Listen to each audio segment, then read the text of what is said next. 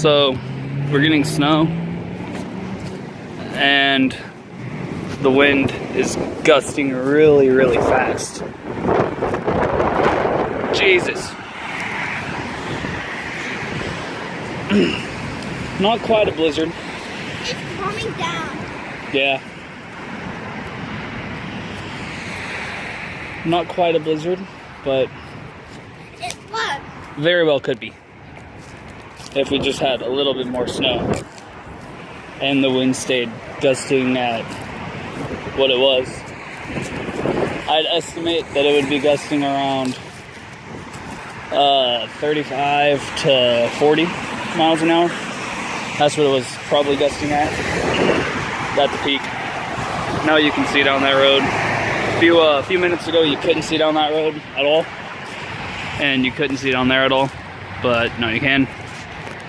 So I'm assuming it's going to stop.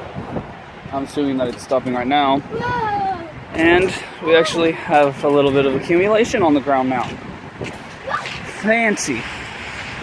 This was not in the forecast at all. Oh well, when can you ever predict weather right? You know?